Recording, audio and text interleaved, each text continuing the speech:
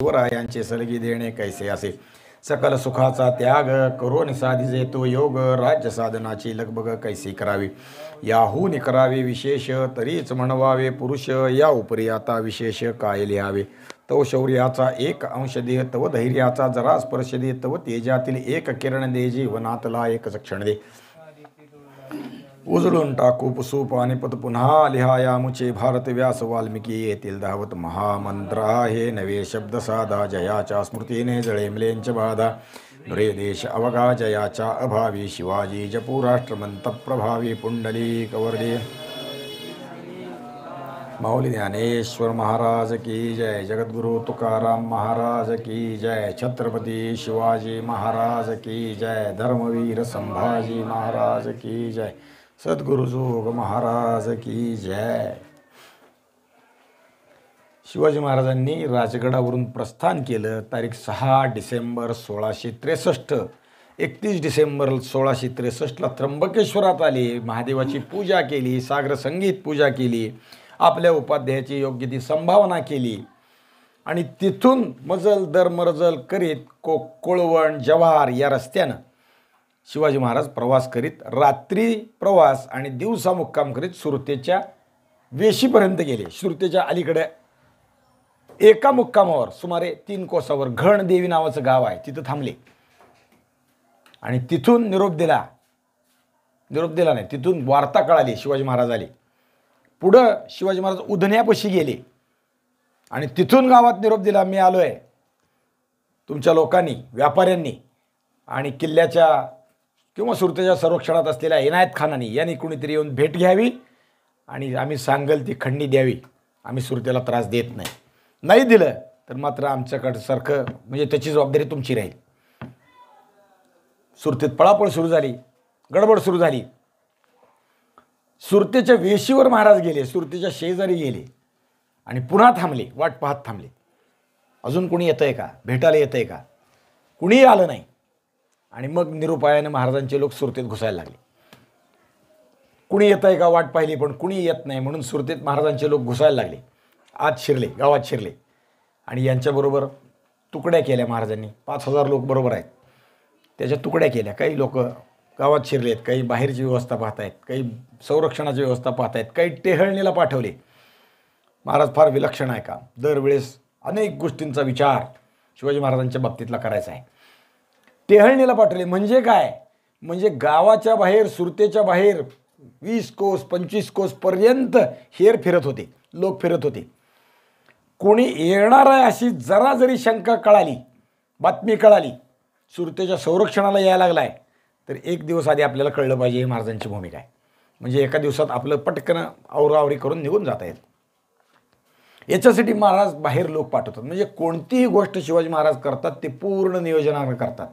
या अख्ख्या सुरतेमध्ये इतकं अफाट नियोजन आहे म्हणजे बुद्धी थक्क होते. कोण कुठं राहतो, कोणाच्या घरात किती धन आहे, कोणाच्या घरात तळघरात कुठं पुरलेलं आहे याची माहिती मिळते गुप्तहेराकडनं. याशिवाय अजून काय, कोणाच्या घरावर धडक घेतली किंवा त्याच्याशी भांडत बसलो तर सुलभतेनं की विरोध करून, लोक त्रास देऊन, लढालढी करून धन मिळेल, सगळा विचार महाराज पूर्ण करतात, नियोजनात पूर्ण करतात. कोणचं घर कुठं आहे, काय आहे, तेलाचे व्यापारी कोण आहेत, बाकीचे व्यापारी कोण आहेत, कोणचं व्यापारी काय, किती विलक्षण नियोजन आहे पहा. रस्त्याने जाताना कसं जायचं आहे, दिवसा राहायचं, रात्री चालायचं, दिवसा मुक्काम करायचा, तो सुद्धा जंगलात.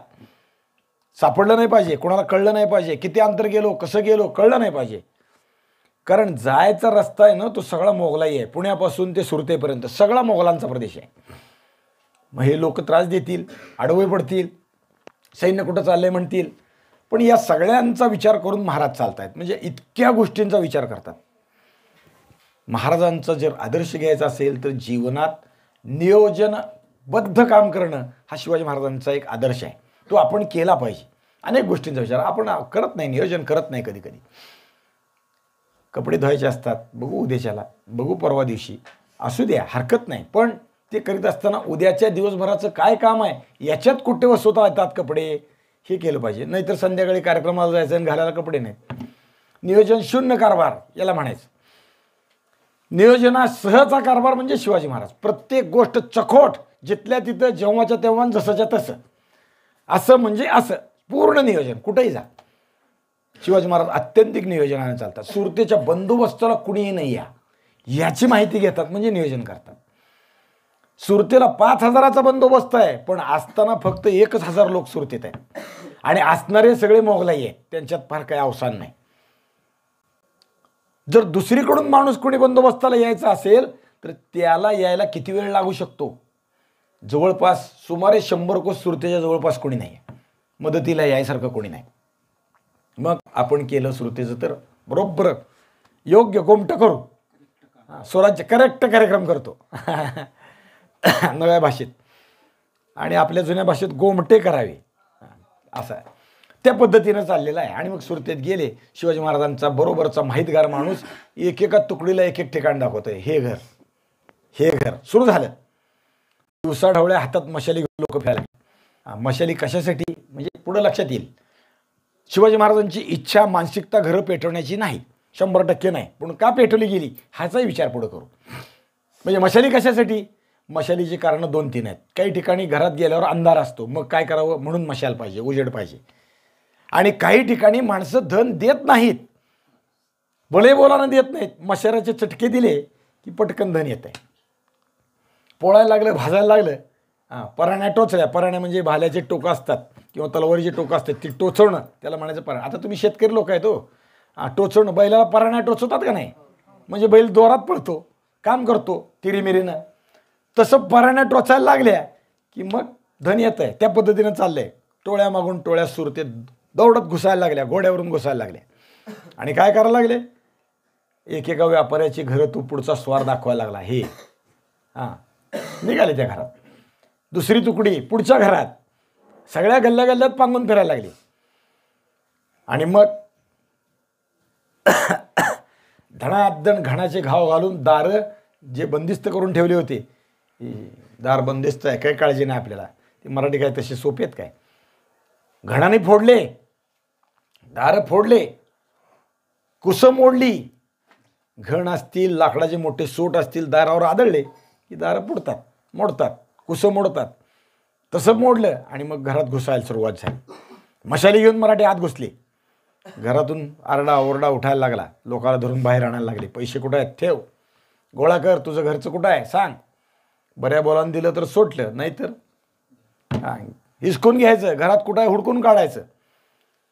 यावेळी सुरतेच्या बाहेर महाराज एका ठिकाणी, ठिकाणाचं नावही ज्ञात आहे. कुठं होते? शहा बेगम बाग या नावाचं स्थान आहे. अजूनही सुरतेत ते आहे. आता ते बुडत चाललं. सुरत म्हणजे फार विलक्षण आहे बरं का. विलक्षण म्हणजे कशा अर्थानं? असा मैलोन मैलचा प्रदेश नुसता सपाट एका तळातला आहे. आपल्या इथं आपण मंगळवेढा म्हणा, थोडं आपण जर फलटणच्या पुढे गेलो किंवा आपल्या प्रदेशात गेलो तर डोंगर, दर्या, घाट असं सुरतेपाशी का आहे नाही. मैलोन मैलचा प्रदेश प्रचंड मोठाच्या मोठा आहे.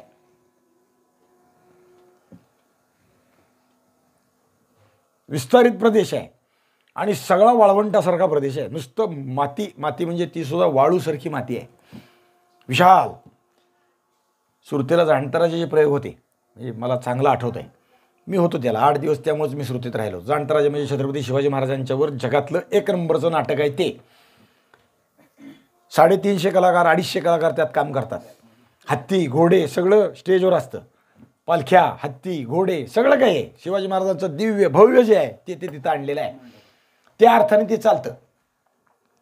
आणि हे सुरतेला भरवलं होतं, म्हणजे केलं होतं. तेव्हाच्या सुरतच्या सुमारे 20 वर्षापूर्वी झाला कार्यक्रम. आणि सुरतला कार्यक्रम करायला जागा कोणची पाहिजे? एका वेळी 10,000 लोक बसतील अशी मोठी जागा पाहिजे. त्याचं पार्किंग पाहिजे. कलाकारांच्या मागच्या स्टेजच्या व्यवस्था पाहिजेत. सगळ्या गोष्टींचा विचार करून मोठी जागा कुठं आहे याचा विचार जेव्हा सुरतच्या ग्रामपंचायत काय महानगर निगम म्हणून आपण किंवा अजून काय लोक असतील त्यांनी जो केला, त्यामध्ये सुरतच्या थोडंसं गावाच्या बाहेर मोठी जागा, मोठं मैदान आहे.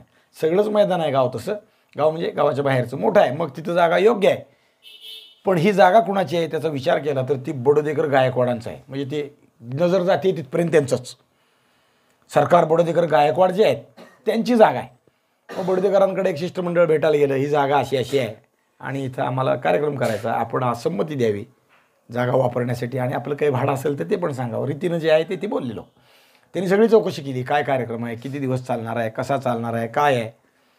आणि यांनी सांगितलं की तिथं शिवाजी महाराजांचं जीवन आम्ही लोकांना दाखवणार आहोत, 8 दिवस आहेत. मग तो काय कार्यक्रम आहे साधारण ऐकून माहीत होतो बडोदेकरांना. 8 दिवस चालणार आहे, 9 दिवस, काय एखाद्या दिवस वाढलं तर पुढे 2 दिवस वाढतील, हे सगळं ऐकून घेतलं आणि त्यांनी संमती दिली, करा कार्यक्रम. भाडं ते म्हणले शिवाजी महाराजाचा कार्यक्रम करायला भाडं बडोदेकरला ही शोभत नाही. गायकवाडांना भाडं नाही, शिवाजी महाराजाचा कार्यक्रम मुक्त लावा, त्याच्यासाठी आम्हाला काही पाहिजे असेल तर सांगा, अजून पैसे वर देतो. अजून शिवाजी महाराजांच्या विषयी आस्था असणारी, भावना असणारी हा भाग आहे. आणि शिवाजी महाराजांचं नाटक सुरतेत आणलं म्हणून सुरत प्रदेशातल्या काँग्रेसने विरोध केला. लक्षात ठेवा, म्हणजे ही मला माहिती आहे.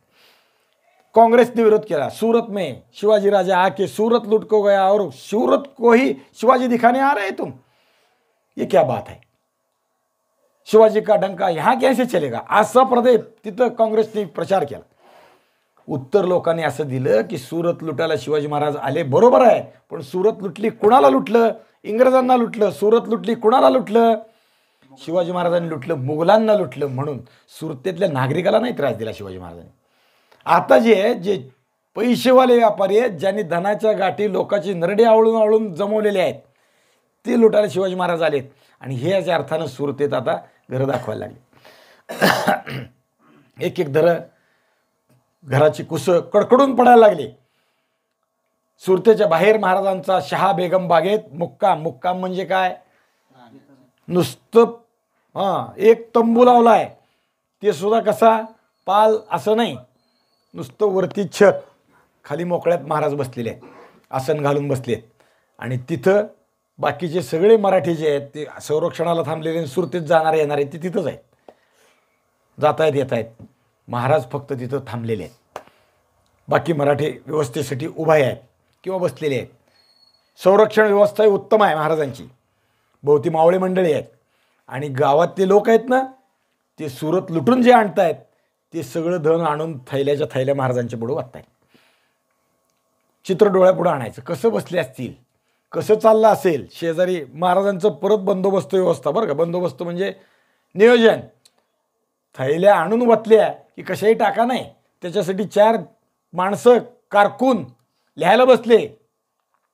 मग ते आलेल्या धनाच्या राशीची वर्गवारी, क्लास 1, क्लास 2, क्लास 3 नव्या भाषेत, किंवा A ग्रेड B ग्रेड आपण म्हणतो का नाही, धान्याची वर्गवारी करतात तसं वर्गवारी. सोनं वेगळ्या बाजूला, रत्न वेगळ्या बाजूला, रत्नात त्याचे सगळे एकसारखे असणारे रत्न वेगळ्या बाजूला, मोती वेगळ्या बाजूला, हिरे वेगळ्या बाजूला, असं सगळ्याचे गठ्ठे करायचे आणि ते एकेका थैलीत भरून बांधायचे. असं काम चालू आहे.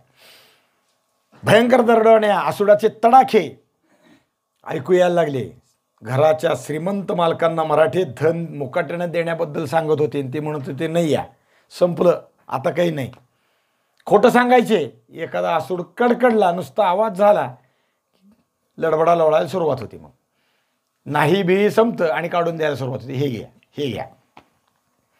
तरी ऐकलं नाही की भाल्याच्या टोचण्या लावायच्या, परण्या लावायच्या.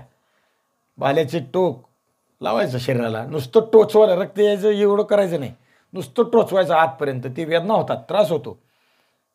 मुकाट्यानं धन बाहेर यायला लागलं, पट पट पट. लक्ष्मी जी कपाटात बंद होती ती कपाटं बाहेर यायला लागली. लक्ष्मी बंदिस्त ठेवून चालत नाही, ती बाहेर यावी लागते. जड जवायरेचे डबेचे डबे पुढे येऊन मराठ्यांच्या झोळ्यात वतायला लागले लोक. तिजोऱ्या धडधडा फुटायला लागल्या. जिथं विरोध होतोय तिथं फुटाफुटी सुरू झाली. आणि त्याचबरोबर महाराजांचे लोक या व्यापाऱ्यांना बरोबर धरून कैदी म्हणून तिथं नेऊन उभं करायला लागले मैदानात. या महाराजांच्या मराठ्यांच्या स्वारीत एक गोरा इंग्रज त्यांना सापडला. त्याचं नाव अँथनी स्मिथ. इंग्रज होता, पण तो सुरतेत फिरत असताना या महाराजांच्या लोकाला सापडला. त्याचं नाव अँथनी स्मिथ. स्वाली होलकडून तो इंग्रजांच्या वखारीकडे चालला होता. होल आणि वखार म्हणजे स्वारी होल आणि वखार, हे 2 भागात, आपण शहराचे 2 भागात त्यातला विचार सांगितला होता. इकडून तिकडे चालला होता आणि मराठीने त्याला धरला, नेलं महाराजापुढे उभं केलं. आता मराठी काय करायला लागले, हे झालं एक. आता घराशिवाय सराया म्हणजे धर्मशाळेत उतरलेले लोक आहेत, ते व्यापारी आहेत ना तिथे येणारे. सरायाकडे मराठ्यांची नजर वळाली. सरायामध्ये चालले. पहिलाच दिवस आहे बरं का अजून सुरतेतला. तारीख 6 जानेवारी 1664, वार बुधवार, हा पहिला दिवस. सरायामध्ये मराठी चालले. सराईत आलेल्या पाहुणे मंडळीला धुवून काढलं, व्यापाऱ्यांना धरलं, धन मागून घेतलं, काढून घेतलं. त्यातच तो ॲबिसिनिया इथला एक माणूस वकील आला होता औरंगजेबाला भेटायला. तिथल्या बादशहाने दिलेला नजराणा औरंगजेबाला द्यायसाठी तो आला होता इथं. तो लवकरच इथून दिल्लीला राहणार होता. तो सुरतेत उतरला आणि पुढे दिल्लीला चालला होता. जेव्हा मराठे सुरतेत आले तेव्हा शिवाजी महाराजांनी जेव्हा सुरतेची दारं वाजवली, बऱ्या बोलाने किती पैसे द्या म्हणून सांगितलं, तेव्हा हा इनायत खान किल्ल्यात पळून गेला होता आणि व्यापाऱ्यांनी पैसे दिले, त्याने किल्ल्यात घेतलं. तेव्हा हा ॲबिसिनियाचा वकील त्याच्या दारात जाऊन बसला, मला किल्ल्यात घ्या, मला किल्ल्यात घ्या म्हणून विनंती केली.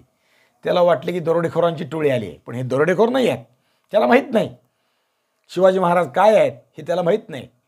शिवाजी महाराज आले, त्याला भीती वाटली, तो किल्ल्यात गेला, मला किल्ल्यात घ्या म्हणून विनंती केली, पण किल्ल्यात घेतलं नाही म्हणून हा सराईत पुन्हा थांबला होता. आणि आता मराठ्यांची धाड सराईवर पडली. मराठी तिथपर्यंत गेले आणि त्याला पकडलं, त्याला धरून शिवाजी महाराजांपुढे नेलं. वास्तविक तो दिल्लीला चालला होता, पण मराठ्यांनी आता त्याची यात्रा महाराजांकडे नेली. खूप मोठा नजराणा त्यांना आणला होता. तिथं काय चाललं होतं, अनेक व्यापाऱ्यांना पकडून उभं केलं होतं किंवा बसवलं होतं, कैद करून ठेवलं होतं. संपत्तीच्या ठेवी, तुमच्यापाशी असलेलं धन, साम दाम दंड आणि भेद किंवा साम दंड आणि भेद, त्याने ती दाम गोळा करायचं काम चालू होतं. सामोपचारानं सांगत होते, तुझ्यापाशी एवढे आहेत, बऱ्या बोलानं यातले एवढे आणून दे, नाही दिलं तर दंड, बडवणे, मारणे, ठोकणे, भाल्याचे फाळ लावणे, आगीचा चटका देणे, हे प्रकार सगळे सुरू होते. आसूड आणि बडवण्यापासून ते हात तोडण्यापर्यंत सगळे प्रकार मराठी करत होते. हा सगळा प्रकार तो पाहायला लागला. ॲबिसिनियाचा वकील, त्यानं ते पाहिलं. बादशाला नजराणा घेऊन आलाय तो, त्यानं ते पाहिलं आणि त्यांनी तेही पाहिलं की महाराजांच्या पुढे ते थैल्याच्या थैल्या येऊन बोतायला लागलेले आहेत. सोन्याचे रुपये, नाणे, चांदीची नाणे, अजून काय असतील ते सगळं येऊन पडत आहे, रत्न जवाहीर घरचं सगळं येऊन पडत आहे. त्यांनी ओळखलं हे काही वेगळं प्रकरण आहे, हा औरंगजेबाचा कट्टर शत्रू आहे आणि हा औरंगजेबाला डोईजड चाललेला आहे, हा सामान्य माणूस नाही, हा काहीतरी विलक्षण माणूस आहे. आणि मग त्यानं विनंती केली की मला सराईत परत घेऊन चला. कशासाठी? मराठ्यांनी त्याला परत सराईत नेलं. त्यानं औरंगजेबाला देण्यासाठी आणलेला जो नजराणा होता, बहुमूल्य वस्तू होत्या, कापड, चोपड, जड, जवाहीर, अजून काही असेल त्यांच्या भागातलं उत्तम आहे ते सगळं त्यांनी बरोबर घेतलं आणि महाराजांच्या समोर आला आणि सगळं महाराजाला देऊन टाकलं. आहे का नाही गंमत? महाराजांना सगळा नजराणा त्याने देऊन टाकला, औरंगजेबाला द्यायच्याऐवजी तुला देऊन टाक. महाराजांनी लगेच त्याची सुटका केली, सोडून दिलं, जा.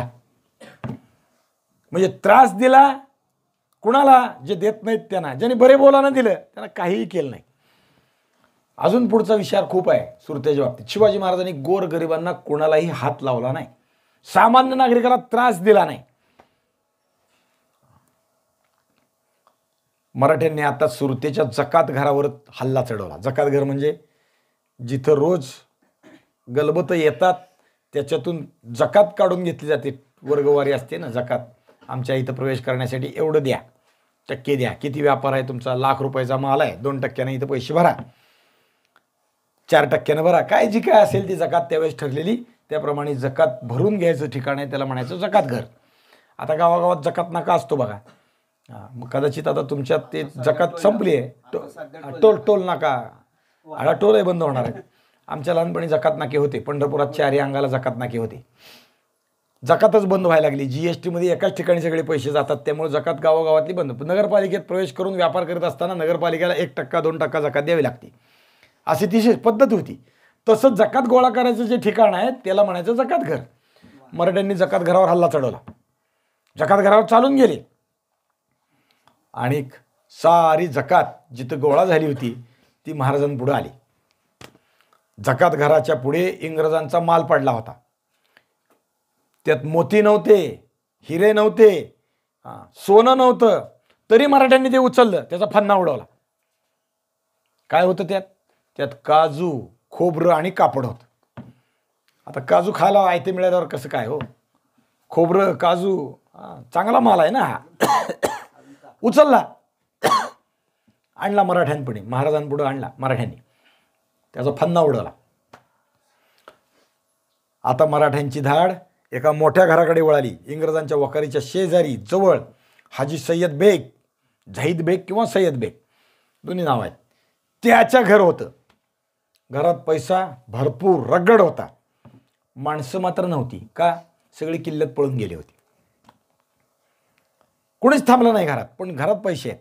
मराठ्यांनी घरापाशी गेले, दार बडवलं, कोणी उघडत नाही, काही नाही पाहिलं, दार फोडलं आणि घरात मराठी घुसले. घर साफ लुटलं. शेजारी इंग्रज आहेत, पण इंग्रजांच्या वाटेला मराठी गेले नाहीत. इंग्रजांना काहीही केलं नाही त्या दिवशी. बरं का, खूप ताकद लावून लढत बसण्यात, वेळ घालवण्यात आपण इथं आलेलो नाही. इंग्रज काय फार मोठे काय म्हणजे लष्कराचे योद्धे मोठे असं नाही, पण आपण त्यांच्याशी लढाई करत बसून वेळ घालवण्यात अर्थ नाही. आपण पैसे गोळा करायला आलेलो आहोत. आत्ता काय गरज आहे? तर पैसे गोळा करण्याची गरज आहे, लढाई करण्याची नाही. म्हणून इंग्रजांच्या वाटेला गेले नाहीत. मराठ्यांनी कमी ताकदीत न लढता जेवढं धन गोळा करायचं आहे ते करायचं विचारानं आलं तर तेवढंच करावं म्हणून सगळा उद्योग चालू आहे. या जहीद बेगचं घर मराठ्यांनी लुटलं, सगळंच्या सगळं घर गोळा केलं, घरातलं धन गोळा केलं. तरीसुद्धा मराठ्यांनी, शिवाजी महाराजांनी एक खडा टाकला. काय केलं? इंग्रजांकडे एक वकील पाठवला. कुणाला पाठवला? तो अँथनी स्मिथ धरला होता ना, गोरा इंग्रज, तो इकडून तिकडं चालला होता. त्याला बोलवलं, कैदी म्हणूनच धरून ठेवलंय. त्याला बोलवलं आणि सांगितलं, जा इंग्रजांकडे जा, वखारीत जा आणि निरोप दे. काय निरोप दे? की आम्ही तुमच्या वखारीला हात लावणार नाही, पण त्याच्यासाठी आम्हाला पैसे आणून द्या. किती रुपये आणून द्या? 3.5 लाख रुपये आणून द्या. मग तुमच्या अंगाला हात लावत नाही, नाही तर तुमची वखार बघतो. पैसे बघा किती आहेत, 3.5 लाख रुपये मागितले. स्मिथ वखारीत गेला. त्याने हेनरी ऑक्झेंडन, जॉर्ज ऑक्झेंडनची भेट घेतली. तो इंग्रजांचा तिथला गव्हर्नर आहे, त्याला भेटला आणि त्याला सांगितलं, महाराजांनी असा असा निरोप दिला आहे, 3.5 लाख रुपये तुम्ही इथं आणून द्या, म्हणजे तुम्हाला आम्ही हात लावणार नाही. इंग्रज ते इंग्रजच, कपटी, खोटारडे, किंवा अजून काय म्हणू आपण त्यांना, धोरण दाखवायचं एक आणि वागायचं एक असं असणारे. त्यांनी सरळपणाने स्मिथला सांगितलं, आम्ही व्यापारी लोक, आमच्यापाशी पैसे नाहीत, आमच्यापाशी माल आहे, मसाल्याचे पदार्थ आहेत. शिवाजी महाराज जर म्हणत असतील ते द्या तर देतो. म्हणजे एका अर्थानं होयही नाही आणि नाहीही नाही, दोन्ही डगरीवर हात ठेवणाऱ्यातले हे. मसाला देतो हे म्हणतायत, पण पैसे द्यायला आमच्यापाशी नाही आहे म्हणतात. म्हणजे दोन्ही अर्थानं काय अर्थ घ्यायचं तुमचं तुम्ही घ्या, असं ते समजा. असं त्यांनी ते उत्तर दिलं. महाराज इंग्रजांची लबाडी जाणत होते. महाराजांनी हेच त्यांना उत्तर पुढे केलेलं आहे, लक्षात ठेवा. मी परवाही एकदा सांगून गेलो, रायगडावरती धन नाही, राजापूरची वखार लुटून आणली, त्याचे तुम्हाला पैसे द्यायचे ठरले, पण रायगडावर पैसे नसतात म्हणले आमच्याकडे इथं माल पडलेला आहे, तुम्हाला काय पाहिजे सांगा, तुम्हाला पाहिजे ते देतो. हे शिवाजी महाराजांनी हे केलेलं आहे. ह्यांचंच शिकलेत किंवा ह्यांचंच दाखवलं त्यांना, तुम्ही कसं वागता ते मी करून दाखवतो. आणि मग यांच्याकडून पैसे काढणं जड नाही, राजापूरची वखार आठवा, सोडणं जड नाही, पण याच्यासाठी धडका घ्यावं लागतील. ही काही ढेकळाची भूमी नाही, जरा दगड आहे, खडक आहे, कठीण आहे, धडका घ्यावा लागतील. इंग्रजांपाशी वखारीत 250 लोक आहेत, आणि म्हणजे त्यातले 200 इंग्रज आणि 50 काळे शिपाई आहेत. पण त्यांच्याशी लढणं काय अवघड नाही आहे. आपल्यापाशी सैन्य आहे आणि आपल्यापाशी बाकीचाही विचार खूप आहे, पण यांच्याशी लढण्यात वेळ घालवण्यात अर्थ नाही. आपण पैसे गोळा करायला आलेले आहेत, बंदुका झाडत बसण्यात काही मजा नाही. म्हणून महाराजांनी त्यांच्याकडं फारसं लक्ष दिलं नाही, दुर्लक्ष केलं. 6 तोफा आहेत किल्ल्यावर, म्हणजे त्यांच्या वखारीवर. आणि त्या अर्थाने ते त्रासदायक ठरेल. वेळ घालवणं आपल्याला परवडणार नाही. हेच डचांच्याही वखारीच्या बाबतीत महाराजांचा विचार आहे. तिथंही काही व्यवस्था आहे, त्यांची काही असेल ती. आत्ता यांच्या नादी लागायचं नाही. महाराजांनी हुकूम दिला, नको. अँथनी स्मिथला मात्र मराठ्यांनी सोडलं नाही. तो परत आला बातमी घेऊन, म्हणजे निरोप घेऊन. त्याला मात्र परत बसवून ठेवलं आपल्या तिथं, सोडलं नाही. आता मराठी सबंध शहरभर धुमाकूळ घालतायत. मराठ्यांनी शहर सगळंच्या सगळं धुमाकूळ घालून लुटून फस्त करायला सुरुवात केली आहे. किल्ल्याच्या अवतीभोवती सुद्धा फिरतायत, पण अजून किल्ल्याला हात लावला नाही. आणि लूट आणतायत बघून किल्ल्यातून काही प्रतिकार झाला नाही. इनायत खान कसा आहे पहा. शिवाजी महाराजांचे लोक आपलं शहर लुटतायत, आपल्या लोकांना लुटतायत, आपल्या व्यापाऱ्यांना लुटतायत, हे पाहून सुद्धा त्यानं काहीही केलं नाही. मराठ्यांची एक तुकडी मात्र किल्ल्यावरच चढून गेली. काय केलं तिने? किल्ल्यावर बंदुका झाडत हल्ला केला, तटाला माळा लावल्या. हे काय किल्ला रायगडासारखा किंवा आपल्या सह्याद्रीतल्या डोंगरासारखा नाही. 30 फूट 20 फुटाचा तट, त्याच्या आत किल्ला, त्याच्या आत ते लोक. मग काय सोपं आहे माळा लावायला. डोंगर चढून जातो, हा काय किल्ला अवघड आहे काय? स्वतः महाराज जिथं मोठे मोठे डोंगर चढून जातात, अगदी भिंतीसारखे कडे सुद्धा महाराज चढून यंगून जातात. बघायचं असेल तर राजगडला चला. राजगडचा बाले किल्ला विलक्षण आहे. तिन्ही बाजूला 3 माच्या आहेत आणि मध्यवर्ती ठिकाणी परत त्याच्यावर अजून डोंगर आहे, म्हणजे डोंगरावर डोंगर. आणि त्याला चढायचा जो रस्ता आहे ना, सुमारे 35 ते 50 फूट असं भिंत चढल्यासारखं चढत जावं लागतं. त्याला खोबणी आहेत. खोबणी आहेत म्हणजे बोटं पाय ठेवण्यापुरत्या खोबणी. तसंच चढत जायचं आणि तसंच चढत उतरायचं. शिवाजी महाराज वर राहत होते, वर वाडा आहे. जिजाऊ साहेब वर राहत होते, वर वाडा आहे. म्हणजे ते तिथूनच जात होते. त्या प्रत्येक खोबणीत हात ठेवताना आपल्याला आठवलं पाहिजे महाराज सुद्धा इथून जात होते. हां, इथं प्रत्येक ठिकाणी त्यांचा स्पर्श झाला आहे. जिजाऊ साहेबांचा स्पर्श झाला आहे, संभाजी महाराजांचा स्पर्श झाला आहे. आपण ते तिथून चाललो आहोत. ते इथून चढतात उतरतात तर आपल्याला काय अवघड आहे. आता बघून लोकांचे पाय गडबडतात बरं का. मी ते अनुभवलं आहे तिथं. ती भिंत बघितली अशी, नको इथूनच माघारी खाली, वर जायला नको म्हणतात, येत नाहीत, पळून जातात. पण ती अनुभूती महाराज कसे राहत होते, कसे वागत होते कळायचं असेल तर राजगडला गेलं पाहिजे, राजगड पाहायला पाहिजे. मग हे तटाच्या भिंती काय अवघड आहेत काय? महाराज सुद्धा असं चढून जातात. आम्ही तर रोज डोंगर चढतो, ही काय 30 आणि 20 फुटाचा तट अवघड आहे काय? त्यांनी माळा लावल्या आणि तटावर चढून आत चालली मराठी. आतल्या लोकांवर गोळ्या झाडायला लागल्या तटावर उभारून. आता खानापुढे नवाच प्रश्न निर्माण झाला. आत बसलोय, वाचलं तरी होतं, हे वरून येऊन गोळ्या घालायला लागले, कसं काय जगावं? आणि खानाच्या लोकांनी त्याला उत्तर द्यायला सुरुवात केली. गोळ्याला गोळ्या, गोळ्याला गोळ्या नाही, गोळ्याला तोफा झाडायला सुरुवात केली. मराठी निघून गेली. तोफा झाडायला लागल्यावर मराठी निघून गेले बचावात.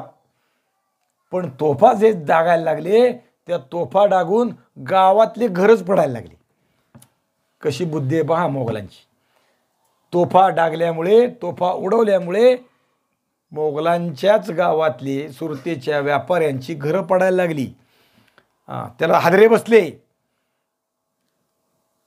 सगळा तोफखाना रात्रभर चालू ठेवला आहे ना, किती रात्रभर. आणि त्याच्यातून एखादं घर पेटायला लागलं. ती तोफाचा गोळा पडला, ती दारू उडली की घर पेटते, तसं पेटायला लागलं. मराठ्यांना काहीही त्रास झाला नाही, ती निघून गेली. यामुळे सुरतच्या मध्यभागी काही घरात आगी लागल्या, सुरत पेटली. आता लूट मात्र खूप मिळाली. खूप कैदी करून ठेवले, लोकही कैद करून ठेवले. मराठी रात्री गेले निघून मुक्कामावर. महाराजांचे लोक ही लूट करीत असताना अनेक गोष्टींचं भान ठेवतात. कशा कशाचं? स्त्रियांना, मुलांना, वृद्ध लोकांना, फकीरांना, गरिबांना किंवा देवस्थानांना हात लावत नाहीत. मग ते देवस्थान कोणाचंही असो, मशीद असो, दर्गा असो, ख्रिश्चन लोकांचं ते चर्च असो, आगेरी असो, पारशी लोकांची आगेरी असते, मंदिर असो, गाईला तर हातच नाही, गाईला विषयच नाही. यांना कुणालाही मराठीत त्रास देत नाहीत. गाय तर पूज्यच आहे. आता मोठा विषय सांगितला मी. नेपाळमध्ये मोठं चळवळ चालू आहे, आंदोलन चालू आहे. कशावरून चालू आहे माहीत नाही आपल्याला. नेपाळची संसद त्यामुळं पेटली, लोकांनी पेटवली, काही ठेवलं नाही. नेपाळमध्ये अराजक माजलंय. कशामुळं? नेपाळमध्ये कम्युनिस्ट लोक आहेत जे धर्म मानत नाहीत, त्यांनी पोलीस संरक्षण घेऊन गाय कापली आणि नेपाळची जनता संतापली. तुमचं राज्य म्हणून काय करायचं ते काय राहू, पण गाय आमच्या हिंदूंची पवित्र आहे, माता आहे, आम्ही तिचे पुत्र आहोत. गाय आम्हाला पूज्य आहे आणि ती जर तुम्ही कापत असाल तर आता ते शक्य नाही. नेपाळ कितीही झालं तर हिंदू राज्य आहे. भले ते नव्या आलेल्या राज्यघटनेप्रमाणे निधर्मी राष्ट्र म्हणून घोषित केलेलं असो. निधर्मी याचा अर्थ असा नव्हे की हिंदूंची गाय कापावी. निधर्मी म्हणजे सर्व लोकांना समान भाव दिला जाईल अशी. मग तुम्ही गाय कापता, हा सर्व समान भाव नाही, हा हिंदूंना डिवचण्याचा भाव आहे. म्हणून नेपाळमध्ये आंदोलन पेटलं, हिंदू जागे झाले आणि नेपाळमध्ये पंतप्रधानांनी राजीनामा दिला, संसद पेटली. राष्ट्रपती आता राजवट चालवत आहेत, सैन्य नेपाळ चालवत आहे. नेपाळ देश चालवायचं काम सध्या सैन्याकडे आहे. भयानक अराजक पेटलंय. लोकांचं आता असं म्हणणं आहे की नेपाळमध्ये पहिली राजेशाही होती ती पुन्हा स्थापना करून नेपाळचं पुन्हा हिंदू राज्य निर्माण झालं पाहिजे, म्हणून आम्ही प्रयत्न करतोय. या मार्गाने नेपाळ पुन्हा चाललंय. शिवाजी महाराज तर ते काय आत्ताचा विषय, नेपाळ हिंदू राष्ट्र आहे म्हणून शिवाजी महाराज दडदडीत स्वतः हिंदू राज्य निर्माण केलं म्हणणारे आहेत. हिंदवी स्वराज्याचा अर्थच मुळात तो आहे, हिंदूंचं राज्य. आणि त्या राज्यात शिवाजी महाराज गाई गोराला हात लावतील काय? स्वारी जरी परक्यावर केली तरी गाईंना हात लावतील काय? नाही. इतर धर्मीयांना हात लावतील काय? नाही. शिवाजी महाराज कोणाला त्रास देत नाही, गरिबांना त्रास देत नाहीत. यावेळी वलंदेज म्हणजे डच लोकांचे जी काही तिथं असणारे लोक आहेत त्यातल्या 2 माणसांनी फकीरांचा वेश धारण केला आणि ते सबंध दिवसभर शहरात फिरले, हिंडले. फकीरांचा वेश धारण करून ते शहरभर हिंडले. यांना काहीही त्रास मराठ्यांनी दिला नाही. त्यांनी ते लिहून ठेवलं की फकीरांना शिवाजीराजा त्रास देत नाही, गरिबांना त्रास देत नाही, स्त्रियांना त्रास देत नाही, लहान मुलांना त्रास देत नाही, मराठी कुणालाही त्रास देत नाही. साऱ्या शहरात मराठ्यांचा धिंगाणा चालू आहे, धुमाकूळ चालू आहे, पण कोणत्याही धार्मिक वास्तूंना किंवा व्यक्तींना ते त्रास देत नाहीत. हा धर्माचा या आहे म्हणून त्रास दिला असं काही नाही. आम्हाला धन पाहिजे तेवढ्यापुरतं, कुणापाशी आहे त्यांनी द्या, बाकीचे आमची भानगड नाही. इंग्रज आहेत म्हणून सोडले नाहीत, मुसलमान आहेत म्हणून मारले नाहीत, किंवा अजून अनेक अंगाने विचार करा. डच आहेत, प्रत्येकाला सांगितलं तू एवढं आणून दे, इंग्रजाला सांगितलं नाही का? शहरात कॅपिसिनो ख्रिश्चनाचं एक केंद्र होतं, ख्रिश्चनाचे पंथ उपपंथ आहेत, मठ होता, मॉन्स्टरी होती. त्या मठामध्ये लोक राहत होते ख्रिश्चनाचे. या मठाच्या दारावरून मराठी घोडत दौड करीत हिंडत होते, फिरत होते, पण या मिशनऱ्यांच्या मठाला शिवाजी महाराजांनी त्रास दिला नाही. महाराजांचा तसा हुकुमच होता, सक्त हुकुम होता. पहिल्याच दिवशी जेव्हा महाराज इथं आले तेव्हा या मठातला मुख्य किंवा ख्रिश्चन मिशनरी रेव्हरंड फादर ॲम्ब्रॉस हे त्याचं नाव, तारीख 6 जानेवारीच्या दिवशी हा महाराजांनी येऊन भेटला. शिवाजी महाराजांनी माझ्याकडे भेटायला या, बोलायला या, पैसे द्या म्हणून सांगितलं. त्यावेळेस हा येऊन भेटला आणि याने महाराजांकडे विनंती केली कळकळीची की सुरतेमध्ये गरीब ख्रिश्चन लोक राहतात, तो मात्र विचार काय करतो लक्षात ठेवा बरं का. गरिबांना त्रास देऊ नका, नाही, गरीब ख्रिश्चनांना आपण त्रास देऊ नये. म्हणजे त्याचं धोरण काय आहे, दाखवतात वेगळं, गरीब ख्रिश्चनांना त्रास देऊ नये. विचार त्याचा इथं आहे. शिवाजी महाराजांकडे त्याने कळकळीची विनंती केली की आम्हा गरीब ख्रिश्चनांना आपल्याकडून त्रास न व्हावा, निदान रक्तपात तरी होऊ नये, निदान त्यांना मारू नका, कापू नका. महाराजांना याच्याबद्दल म्हणजे याची माहिती पण महाराजांनी काढलेली आहे. हा कोण आहे म्हणजे हा आला भेटायला गेला एवढ्यावर संपत नाही. बहिर्जीला विचारलं काय आहे ह्याचं. महाराजांच्या बरोबर दुभाषाही असला पाहिजे किंवा त्यानं बरोबर आणलेला असेल, तो ख्रिश्चन इंग्लिशमध्ये, फ्रेंचमध्ये किंवा अजून कुठल्या देशाचा असेल, त्याच भाषेत तो सांगत असेल, डच म्हणून असेल, कोणची असो त्याची, तो बोलत असेल, त्याचा दुभाषा महाराजांना सांगतोय, असं असं विनंती करतायत, असं सांगतायत. बहिर्जीला महाराजांनी विचारलं असेल काय आहे हा, खरंच हा खरा आहे का, म्हणजे त्यानं नुसती विनंती केली एवढं महाराज ऐकणार येते नाहीत. पण महाराज खात्री करतायत हा कोण आहे, काय आहे, खरंच हा धर्मातला एक काय धर्माचार्य आहे, गुरु आहे. आणि याची विनंती अशी आहे. महाराजांनी त्याच्याबद्दल उद्गार काढले, ॲम्ब्रॉसला अभय दिलं आणि त्याला म्हणले फ्रान्सिस हा फ्रेंच आहे, हे ख्रिस्ताव पाद्री आहेत, पाद्री म्हणजे धर्मगुरू, हे चांगले लोक आहेत. यांना कुठल्याही प्रकारची तोशिष लागणार नाही, यांना अभय दिलाय आणि याच्या लोकालाही तोशिष लागणार नाही. हे जे फ्रेंच आहेत, जे ख्रिस्ती आहेत, जे गरीब आहेत, त्यांना आम्ही त्रास देणार नाही. ठीक आहे. महाराजांनी फादरच्या विनंतीप्रमाणे त्याच्या हिफाजतीची म्हणजे त्याच्या संरक्षणाची सगळी व्यवस्था केली. याच्याबद्दल त्यावेळेस सुरतेत असणाऱ्या 2 लोकांनी लिहून ठेवलं. त्यातला एक आहे मॉन्सियर डी थेवॅनो आणि दुसरा आहे बर्नियर. या दोघांनी लिहून ठेवलं. त्यांनी लिहिलं म्हणून कळतं,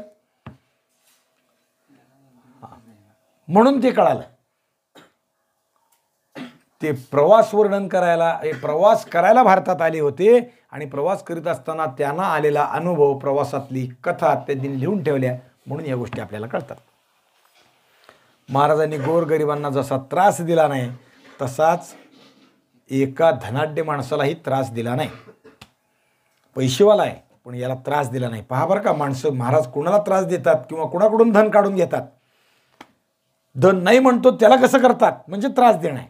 सरळपणानं मागितलं दिलं असतं तर त्रासच दिला नसता, पण घेतात कुणाकडून. एक दलाल होता, कुणाचा, डचांचा. तो श्रीमंत होता, तो दलाली करत होता. डचांचा व्यापार इकडे देण्याला, वस्तू घेण्याला मदत करीत होता. तो डच धनिक जिवंत नव्हता, तो मेला होता. त्याचं कुटुंब राहत होतं. पैसेवाला आहे पण कुटुंब राहत आहे. त्याचे कुटुंब इथं राहत होतं, पण या डचाला शिवाजी महाराजांनी त्रास दिला नाही. कारण काय? कारण का या माणसाने, तो ख्रिश्चन होता तरी किंवा दुसऱ्या अर्थाने याने गोरगरिबांना आपलं धन दानधर्म करून वाटलं होतं, दिलं होतं. खूप लोकांना मदत केली होती. त्यांच्या आपदेत, लोकांच्या संकट काळात त्यांनी मदत केली होती. आणि हा ख्रिश्चन आहे, हा ख्रिश्चन नाही असा विचार न करता जो कोणी येईल त्याला तो मदत करीत होता. म्हणजे धर्माचं काम तो करीत होता, लोकांना जगवण्याचं काम करीत होता. मी तेच काम करतोय, मग माझ्या समान विषयाचा विचार असणारा, एका अर्थानं समान गोत्र असणारा, लोकांना जगवणाऱ्या माणसाला त्रास देणं बरोबर नाही. आणि म्हणून शिवाजी महाराज याच्या घरातल्या लोकाला त्रास देत नाहीत. त्याचा तो गुण आहे, सद्गुण आहे. त्याच्यावर महाराज लुब्ध झाले आहेत आणि म्हणून त्या दलालाचं घर सुरक्षित राहिलं, त्याला काहीही केलं नाही. दुर्दैवानं अजून एक गोष्ट झालेली आहे की दलाल मेला आणि त्याची बायका पोरं घरात आहेत. म्हणजे अजून महाराजांचा सॉफ्ट कॉर्नर ज्याला म्हणतात नव्या भाषेत, याला त्रास देणं इष्ट नाही, त्याला काही करू नका. मोहनदास पारेख त्याचं नाव. महाराज लबाडांचे वैरी आहेत, सद्गुणाचे भोगते आहेत, हे इथं लक्षात ठेवायचं. लबाड कोण आहेत? हे सगळे मोगल लबाड आहेत. लबाड कोण आहेत? इंग्रज लबाड आहेत. त्यांना लुटून काढतात, पाळमुळं खणतात, वखारीत पार कुदळी घालून वखार उडकून काढतात. पण जे चांगले आहेत त्यांना काहीही करत नाहीत, हे लक्षात ठेवायचं. महाराज काय आहेत? बेफिकीर, परक्या भावनेने जीवन जगणाऱ्या आणि पैशाच्या पंखाखाली स्वार्थाची अंडी उभवणाऱ्या श्रीमंत लोकांचे वैरी आहेत. मात्र धर्मानं, नीतीनं वागणाऱ्या लोकांचे ते गुणग्राहक आहेत, कदरदान आहेत. इंग्रजांच्या वखारीत आता नवीन बातमी येऊन पोचली. काय बातमी पोचली? सुरतेच्या समुद्रात उभ्या असलेल्या जहाजांची लूट जरी गावात चालू आहे, तसं आता बंदर आहे ना, तिथं अनेक जहाजं येऊन उभारली आहेत, माल येऊन उभारला आहे. ते माल लुटण्याला शिवाजीराजाचं आरमार आलंय, यायला लागलंय. म्हणले तिकडनं या लूट जहाजं काढून घेण्यासाठी तिकडनं आरमार यायला लागले. इंग्रजांची धडकीच भरली. यांची गलबतं तिकडं उभी आहेत. तोंड सुकायला लागलं, काय करावं कळेना. जॉर्ज ऑक्झंडने खरं तर बंदोबस्त उत्तम ठेवला होता, पण अर्थात ही बातमी खोटी ठरली. कारण महाराजांनी तिकडनं काही योजना केलेली नव्हती, नुसतं जमिनीवरून आले होते. सागरमार्गे वेगळा तांडा महाराजांनी काही पाठवलेला नाही. बातमी खोटी ठरली. खरंच जर आरमार चालून आला असतं ना, तर सुरतेचं काय झालं असतं, इंग्रजांचं काय झालं असतं, नुसतं कल्पना करायची. दाण उडाली असती, संपलं असतं सगळं. मराठ्यांच्या तळावर गर्दी होती, लुटी भरभरून आणल्या जात होत्या, थैल्या आणत होत्या, थैल्या मोकळ्या केल्या जात होत्या, कैद्यांकडून पैशाच्या कबुल्या केल्या जात होत्या. नाही तर तोडतो हात, नाही तर जाळतो तुला, दम दिला जात होता. आणि कैदी कबूल करत होते, मी आणून देतो घरातनं पैसे, मला सोडा. त्याच्याबरोबर मराठ्यांचा स्वार जायचा बरोबर, त्याला घेऊन जायचा आणि घरातनं परत पैसे घेऊन यायचं. त्यानं दिलं की त्याला सोडून द्यायचं. महाराज शेजारी एका उंच आसनावर बसले होते. शहा बेगम बाग या परिसरात हा तळ आहे, तिथं बसले होते आणि महाराजांच्या डोक्यावर फक्त मोठाच्या मोठा तंबू घातला होता. मोठा म्हणजे नुसतं डोक्याला छत राहील असं, पालं बांधतात की नाही लग्नाकार्यात आपण, तसं. सबंध तळावर शामियान्याशिवाय महाराजांच्या एकही तंबू नव्हता. मराठी सगळे उघड्या वागड्यावरच पडत होते. म्हणजे झोपायला असं पाहिजे तसं पाहिजे ही काही भानगड नाही. दक्षिण दिग्विजयाला शिवाजी महाराज गेले तेव्हाही महाराजांच्या बरोबर एकच तंबू होता. महाराज एकटे तंबूत असायचे. ते सुद्धा कसं आत्ता सुरतेत आहे तसं, म्हणजे चांदणी लावून बसायचे. म्हणजे पाल असतं का नाही आपलं पाल, पालाला दोन्ही बाजूला मध्ये म्हणजे काठ्या उभ्या करतात आणि दोन्ही बाजूला तणाव बांधून टाकतात. ती मागची बाजू बांधायची आणि पुढची बाजू बांधायची नाही, ती पुढं पुन्हा काठ्या लावायच्या आणि उंच उभी करायची, म्हणजे त्याला झालं चांदणी म्हणायचं. पुढं असा चौक येतो ना त्याचा, मागं फक्त पडलेलं सावलीसाठी, आणि पुढची बाजू उंच उचललेली, म्हणजे 2च्या ऐवजी 4 काठ्या लावायच्या. पुढच्या तोंडाला 2 काठ्या आणि मध्ये 2 काठ्या आणि पुढचं तोंड उंच उचलून बांधून टाकायचं. तसं बांधून असायचे महाराज. फारसं काही सरंजाम ठेवायचे नाहीत, पण जे असायचं ते पण फार उत्तम असायचं. कारण तिथं इंग्रज जसे आहेत तसे डच किंवा अन्य व्यापारी लोक जे शिवाजी महाराजांना भेटायला गेले, तुमचा आणि आमचा तुमच्या स्वराज्यात जो काही आमच्या वखारी आहेत त्यांचा प्रेमाचा संबंध आहे, तसाच या दक्षिण दिग्विजयात तुम्ही दक्षिण भागात तुम्ही आलात तसा आमचा तुमचा प्रेम, ते आम्ही एकच आहोत, म्हणून तुमचं आमचं आहे तसं प्रेम राहावं म्हणून भेटायला गेले. महाराजांनी ते मान्य केलं, त्यांच्याशी बोलणं केले. महाराजांनी त्याला भेटी दिल्या, त्यांनी महाराजांना भेटी दिल्या. याच्यात अजून एक विशेष आहे बरं का, महाराजांनी त्यांना आदरातिथ्य केलं आणि कॉफी प्यायला दिली. उल्लेख त्यांनी लिहिलेले आहेत. म्हणजे महाराजांनी आलेल्या लोकांना कॉफी प्यायला दिली. पहा बरं का, त्यावेळेस त्यांनी लिहिलंय म्हणून आपल्याला कळतं. पॉंडिचेरी, मद्रास या भागातले जे लोक महाराजांना भेटायला आले त्यांना महाराजांनी कॉफी प्यायला दिली. म्हणजे महाराज किती विचार करतात, आदरातिथ्य किती करतात आलेल्या लोकांचं, ह्याचाही विचार करा. आता शामियान्यात महाराज बसलेले आहेत. तळ मोठाच्या मोठा आहे. शहा बेगम बागेपासून ते स्मशानापर्यंत हा मोठा तळ पसरलेला आहे. एकही कणात नाही, काहीही नाही. एकच तंबू महाराजांचा, बाकी काही नाही. प्रत्येक गोष्ट दक्षतापूर्वक चाललेली आहे. मगाशी सांगितल्याप्रमाणे टेहळे बाहेर फिरतायत, बातम्या काढतायत. 1 दिवस आधी बातमी कळली पाहिजे, कोणी मत्तीला आला तर, या अर्थाने काम चालू आहे. फौज जवळ आली तर पटकन एका दिवसात उचलून निघून जाता आलं पाहिजे, म्हणजे त्यांना आपल्याला गाठताच येऊन या गतीने जाता आलं पाहिजे, हा महाराजांचा विचार आहे. पहिल्या दिवशी लुटीत मोठाच लाभ झाला. अजून पहिलाच दिवस चालू आहे. सुरतेच्या मराठ्यांना पहिल्याच दिवशी मोठं कबाड मिळालं. काय मिळालं? 2 हिंदू व्यापारी होते, धनिक होते. यांच्या घरात 30 पीप सोनं होतं. किती? 30 पीप, बॅरल. किती असेल आणि काय विचार करा आता, किती कसं काय गणित करणं सुद्धा आता अवघड व्हायला लागलं. आणि हे सोनं तापीच्या पलीकडे गेलं की आपण वाचलो म्हणून त्याने नदी किनाऱ्याला आणलं. त्याच्या घरातल्या नोकराला बिकराला बोलवून आणलं, सगळं काढलं, बाहेर काढलं घरातून, तापीच्या किनाऱ्यावर नेलं. आता हे पलीकडे न्यायचं कसं, हा त्याचा विचार चालू आहे. आणि ते पटकन कोडं सुटलं. काय झालं? मराठी झाली. कोडच सुटलं. पिप्पू पलीकडे न्यायचं कसं सोनं, कोडं सुटलं. मराठ्यांनी सगळं उचललं, नेऊन टाकलं. 30 पिप सोनं एकाच दिवशी, पहिल्या दिवशी मिळालं. त्यांच्या पुढचा प्रश्न संपला. मराठ्यांना हा प्रश्न तुच्छ होता.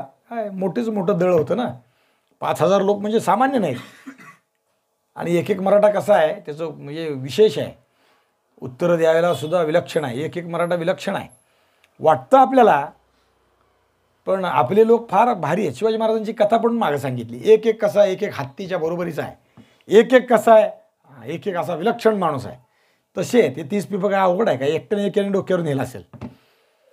व्यापाऱ्याला शक्य नाही, मराठ्यांनी 100% नेला असेल. आता चला रायगडावर, अजूनही दाखवतो कसे लोक आहेत. बघायचं असेल तर पहा. अजून बोजे घेऊन जातात. एका माणसाला आपली पिशवी जड होती, अशा 3-3, 4-4 पिशव्या सगळ्या बांधतेत एकाच कापडात आणि डोक्यावर वर नेऊन ठेवते, देते, घ्या न्या. घ्या तुमचं तुम्हाला, आणि हातही लावत नाहीत बरं का, त्या गबाळाला हात लावत नाहीत तुम्ही.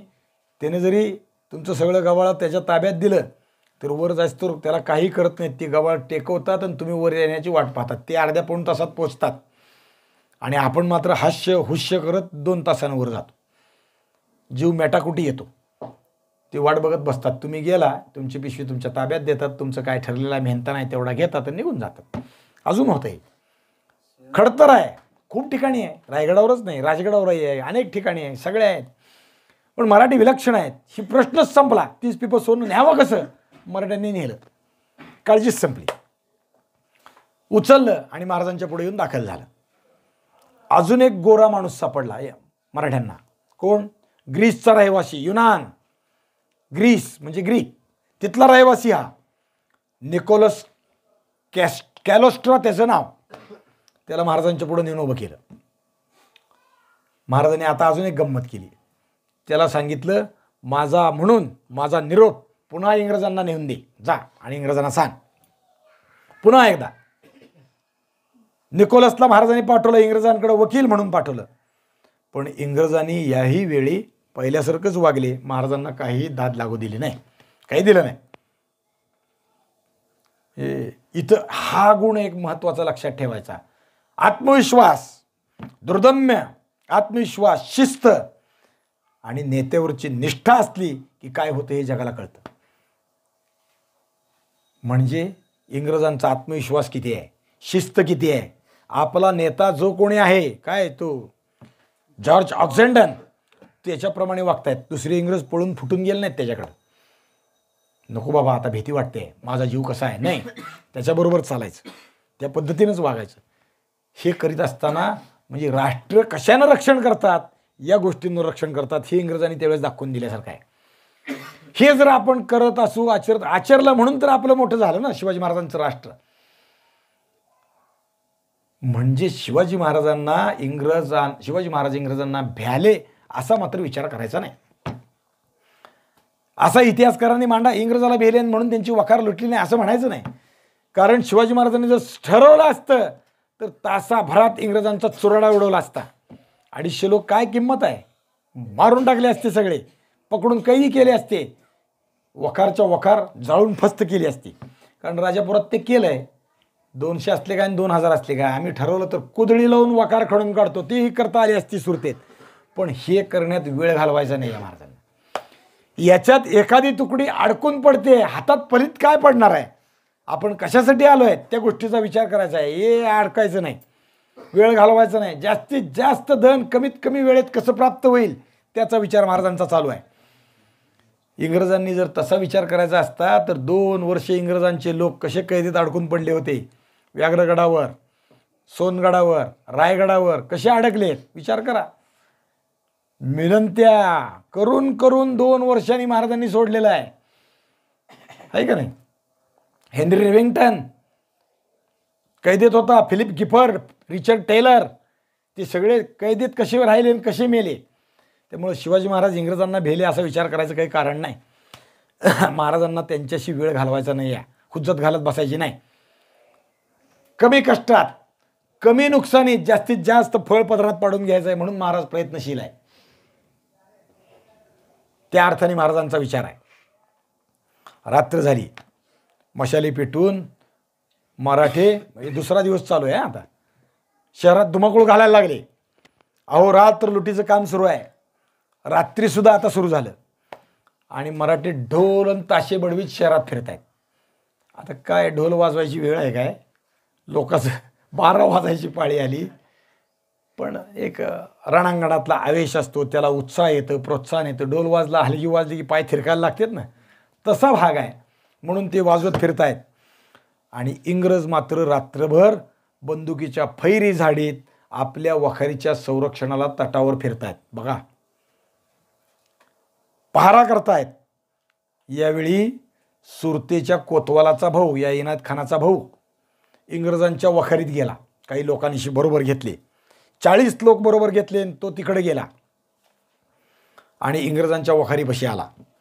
त्याने जॉर्जला विनंती केली. त्याला वखारीतनं जॉर्जनं आत घेतलं. बोलला, का आलाय, काय विषय, आमची विनंती आहे की आमच्या दिमतीला काही लोक द्या. दिमतीला म्हणजे आमच्या मदतीला. आता ह्याच्यापाशी 1000 आहेत आणि ह्यांच्यापाशी 250 आहेत बरं का. आणि ती 1000 लोक आधीच जर 5000ची व्यवस्था ठेवायला सांगितलेली, ती 5000चे खात होता ते ठेवले असते तर लागलं नसतं. पण ते 1000 लोक सुद्धा काही कामाचे नाहीत. तुमचे लोक आम्हाला द्या. विनंती केली कशासाठी? संरक्षणासाठी लोक द्या, आमच्या संरक्षणासाठी लोक द्या. जॉर्जनं बहुतेक ही विनंती मान्य केली आणि काही लोक त्याला दिले. 250तले किती दिले माहीत नाही, पण त्याची विनंती मान्य केली आणि त्याला काही लोक दिले. म्हणजे असताना 250 लोक त्यातले यांना दिले. किती निष्ठेनं काम करतात. आणि मोगल 1000 असून गडबडून जातात. विचार ठेवायचा. आपण मोगलांची वारस व्हायचं का शिवाजी महाराजांची वारस व्हायचं हे आपण ठरवलं पाहिजे. पण दुर्दैवानं आमच्या राष्ट्रात आमचा इतिहास म्हणून मोगलाचा इतिहास शिकवला जातो. केंद्रीय शिक्षणात, राज्याच्या शिक्षणात शिवाजी महाराजांचा इतिहास शिकवला जात नाही. मर्यादा नाही, शिवाजी महाराज जातीयवादी आहेत असं विचार करतात त्यांना. म्हणजे विचार असा आहे शिवाजी महाराजांच्या बाबतीत. शिवाजी महाराजांना वाट चुकलेला दरोडेखोर म्हटलं आहे या देशाच्या पंतप्रधानांनी. लक्षात ठेवा.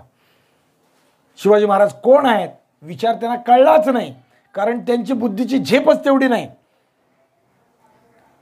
शिवाजी महाराज कोण आहेत आणि काय आहेत, कसे वागतात, कशासाठी वागतात, कारण त्यांची तेवढी निष्ठा शिवाजी महाराजांसारखी देशावर नाही, इथल्या धर्मावर नाही.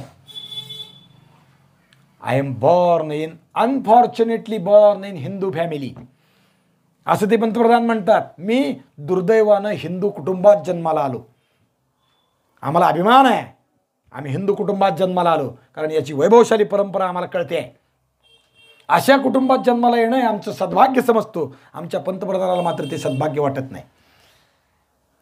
मी हिंदू कुटुंबात जन्माला आलो पण संस्कारानं मुस्लिम आणि ख्रिश्चन आहे असं त्यांचं वक्तव्य आहे. त्यामुळे त्यांना शिवाजी महाराज कळलेच नाहीत. त्यामुळे शिवाजी महाराजांच्या विषयाने त्यांनी ही वक्तव्य केलेली आहेत. शिवाजी महाराजांचे लोक कसे आहेत कळलं नाही. रात्री धुमाकूळ घालतात. 250 लोक मत्तीला मागून घेतात शिवाजी महाराजांसाठी. शिवाजी महाराजांपासून आमचं संरक्षण करा म्हणून लोकांना मदतीला बोलवलं आणि जॉर्ज ऑक्झेंडरनं ते लोक दिले. तारीख 7 जानेवारी उजाडली. दुसरा दिवस. नव्या उत्साहाने मराठी पुन्हा लुटीला बाहेर पडले. यावेळी पहिली झडप पडली बहरजी बोहराच्या घरावर. आता तो मी पहिल्या दिवशी सांगितला बहरजी बोहरा काय आहे. एक एक व्यापारी असा आहे, त्यातला हा बहरजी होता. वीरजी बोहरा उर्फ बहरजी बोहरा याच्या घरावरती आता छापा पडला. बहरजीचा वाडा म्हणजे राजेशाही प्रासाद. मराठी त्याच्यावर चालून गेले. हा वलंदेजाच्या वखारीच्या शेजारी आहे. जहीद बेगचा इंग्रजांच्या वखारीच्या शेजारी आहे आणि बहरजीचं घर या डचांच्या वखारीच्या शेजारी आहे.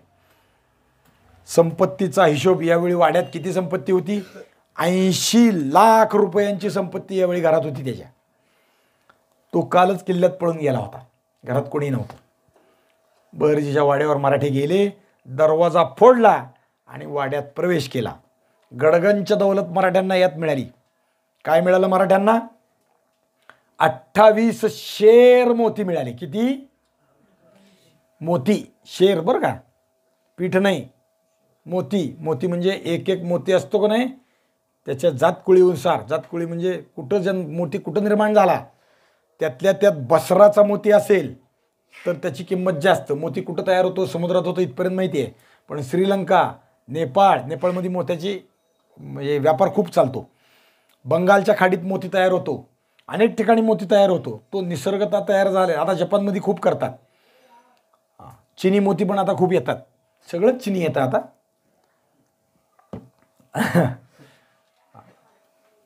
तर ते जे येतात ना ते कृत्रिम मोती वेगळे, निसर्गदत्त झालेले मोती वेगळे. स्वाती नक्षत्राचा पाऊस पडतो. तो जर शिंपल्यात पाण्याचा बुंद पडला तर तो शिंपला समुद्राच्या तळाशी बंद होऊन जातो आणि त्या पाण्याभोवती तो जो कीटक असतो तो जे काही आपल्या शरीरातला द्रव सोडतो त्याच्यापासून मोती निर्माण होतो. आणि तो मोती सगळ्यात उत्तम. त्यातल्या त्यात बसराचा जर मोती असेल तर तो जास्त उत्तम. एका मोत्याची किंमत 2-2 लाख रुपये असते. आत्ता नाही, 300 वर्षापूर्वी पण तशीच मोत्याची किंमत होती. एक मोती बसरा असेल, त्याचा ढाळ कसा आहे, त्याचं पाणी कसं आहे, त्याचा रंग कसा आहे, त्याचा आकार कसा आहे, याच्यावरती ती किंमत ठरते. आपल्या पांडुरंगाच्या गळ्यात तुम्ही आता नवरात्राचे 9 दिवस तुम्हाला अलंकार पाहायला मिळतील. म्हणजे सणावाराला घालतात. आता घालेल्या सणात पण गणपतीच्या काळात घातले, महालक्ष्मीला घातले, त्याच्या आधी आषाढी प्रक्षळपूजेच्या दिवशी घातले. अलंकार घालतात देवाला सणा दिवशी, तर ते पाहायला मिळतील. विशेषत्वानं पहा, अनेक विलक्षण अलंकार आहेत. त्यामध्ये एक मोत्याची माळ आहे, बोरा एवढ्या आकाराचे, समान वजनाचे, समान आकाराचे, समान पाण्याचे, समान रंगाचे, असे सुमारे एका बाजूला 22 आणि दुसऱ्या बाजूला 22 असं 44 मोत्याचा कंठा पांडुरंगाला आहे. त्याच्या खाली मोठा हिऱ्याचं पदक आहे, लक्षात ठेवा. आणि वरच्या बाजूला 2 मणी सुटले की 2 खरबुजी मणी पाचूचे आहेत. सगळे एकसारख्या आकाराचे आहेत. एका मोत्याची किंमत करता येते, एका मोत्याची किंमत करता येते, पण अशी एकसारखे एका जातीचे, एका प्रकारचे, एका वजनाचे 44 मोत्याची किंमतच करता येत नाही आजच्या काळात, कारण मिळतच नाही आहेत एवढे मोती अशी एकसारखी. ही मोत्याची माळ, तिला बाजीराव कंठा असं नाव आहे. म्हणजे एका मोत्याचा विषय सांगतोय बरं का मी. हा बाजीराव कंठा असं त्याचं नाव आहे का? 1818ला मराठ्यांचं राज्य संपलं आणि शेवटच्या बाजीरावांनी पराभव झाल्यानंतरनं इथून त्याला ब्रह्मावर्ताला नेऊन ठेवलं इंग्रजांनी, तिकडं नेऊन सोडलं. तेव्हा पांडुरंगाचं दर्शन, बाजीराव किंवा अजून काय म्हणू आपण, पांडुरंगाचं दर्शन करून ते तिकडे जेव्हा गेले तेव्हा देवाचं दर्शन रिक्त हस्ते करायचं नाही म्हणून गळ्यातला मोत्याचा कंठा पायावर ठेवला. देवाला काहीतरी द्यावं लागतं. राजा, गुरु, ज्येष्ठ, आपल्यापेक्षा वयस्कर व्यक्ती आणि यांना भेटायला गेलो तर रिक्त हस्ते जायचं नाही, काहीतरी द्यायचं त्यांना. काही द्या, पत्रम पुष्पम फलम तोये, काही द्या देवाला, काही व्हा चालतं. पत्र व्हा, पुष्प व्हा, नैवेद्याला म्हणून काही काय तुमचं नारळ द्या, केळं द्या, काही फळ द्या, काही चालतं. मग आपल्यापाशी जे आहे ते, जेव्हा मराठ्यांचं राज्य संपलंय, सत्ता संपली आहे, वैभव ओसरलंय, आता हातात काही नाही द्यायसारखं, तेव्हा गळ्यातला कंठा काढून ठेवलेला आहे. म्हणजे संपल्यावरचा कंठा तो असा आहे, इतका विलक्षण आहे. आता तसं कंठा एक नाही, शेरभर मोती, एक नाही 28 शेर मोती महाराजांना मिळाले. किती विलक्षण आहे ना. महाराजांनी ती भरले, तिकडं आणून टाकले लोकांनी. आणि यावेळेस महाराजांच्या तंबूत एक विलक्षण घटना घडली. काय घडली ते आपण उद्या पाहू. पुंडलिक वरदेव हरी विठ्ठल, श्री ज्ञानदेव तुकाराम विठाल विठाल. पुंडलिक वरदेव हरी विठ्ठल, माऊली ज्ञानेश्वर महाराज की जय. जगद्गुरु तुकाराम महाराज की जय. छत्रपती शिवाजी महाराज की जय. संभाजी महाराज की जय. महाराज